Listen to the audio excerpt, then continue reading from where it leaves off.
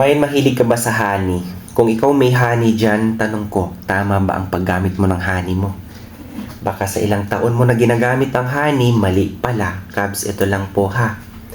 Lalo na kung yung honey mo, raw, unfiltered, pure talaga kabayan. Alam nyo ba ang pinaka most common mistakes when using pure honey? Ay yung naglalagay kayo sa inyong inumin na sobrang init, sa kape, sa tsaa, o kaya yung paggamit ng ganito, lemon, honey, tsaka yung tubig. Ito kabayan ha, bakit hindi po advisable?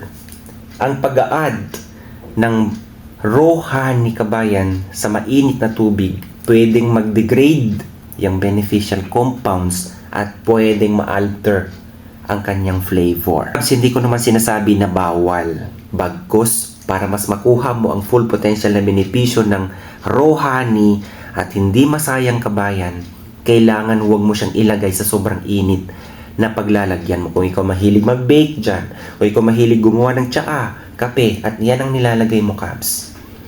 Dahil ang honey, kapag ito puro kabayan, high heat is a big mistake kapag inad mo ang honey dyan.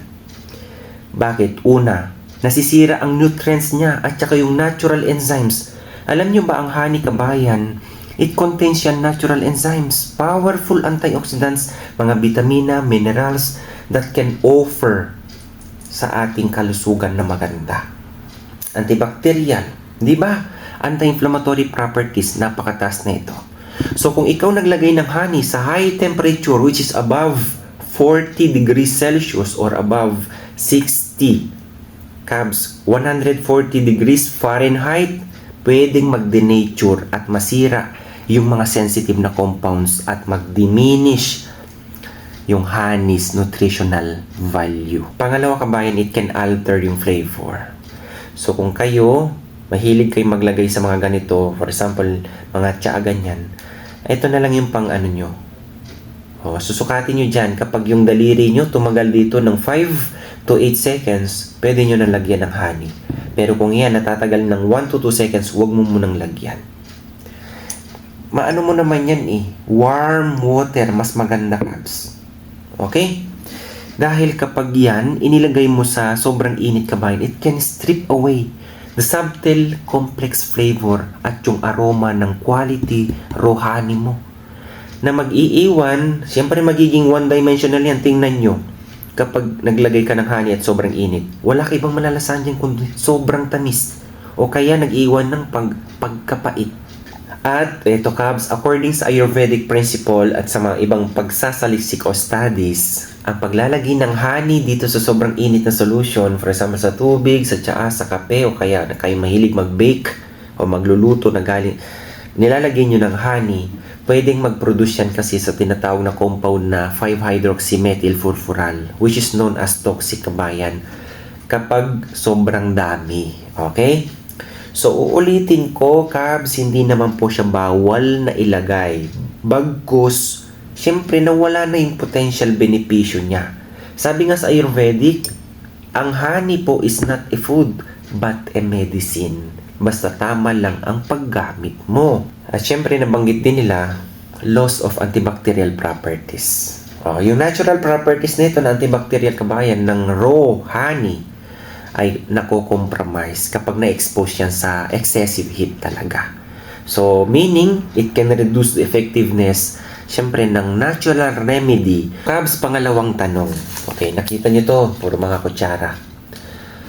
Pag ikaw gumamit ba ng metal, pwede bang makaapekto yan sa honey or plastic? Kasi ang traditional, ito talagang alternative traditional na ginagamit. Wooden talaga, Kabs. Okay? Kita nyo yun, parang may bilog dito, tapos dinidip. O yun dapat ang gagamitin. Gawa sa kahoy. Pero ang tanong, kapag metal ba, hindi pa pwedeng, or nakaka-apekto ba sa honey? Ito kabayan na, base sa mga nabasa ko na mga literature. Yes, metal can affect honey. But, only kapag itong metal ay it prolong contact doon sa honey. Kasi reactive metal to, Kabs.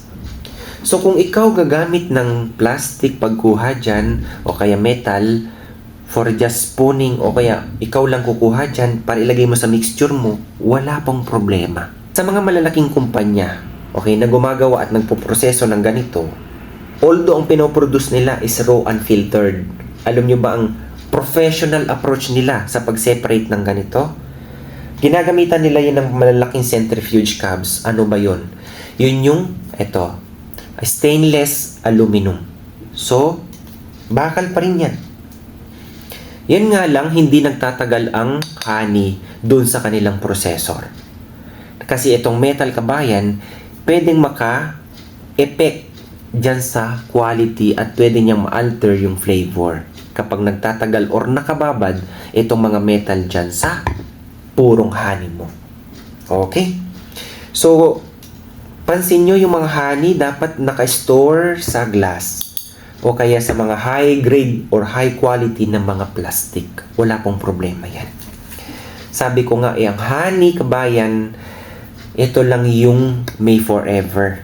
Kapag raw unfiltered, talagang wala po itong expiration. Hindi kanya iiwan yan. Hindi kanya sasaktan yan. Kaya Kabs, ikaw ha, o gamitin mo ng maayos yung honey mo. Okay, for example, dito sa ginagamit ko ngayon, o kuha tayo. Ito, ano na to?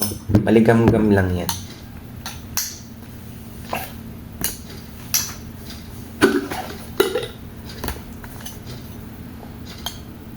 So, kuha tayo ng konti.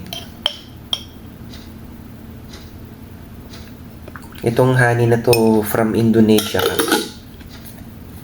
Oh, pasalubong sa akin to galing sa ano.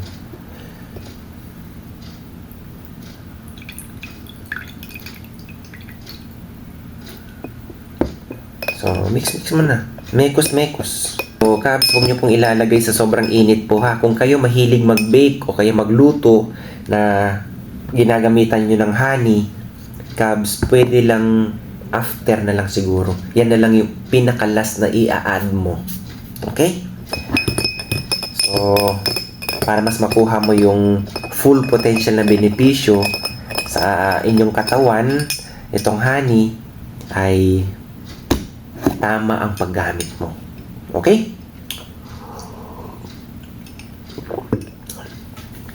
Ang sarap. Maigi na rin yung may magandang impormasyon na nakukuha. Hindi lang yung nakiuso ka lang tapos mali pala ang paggamit mo. Okay? So, alagaan nyo po yung kalusugan nyo, ha? Bye-bye.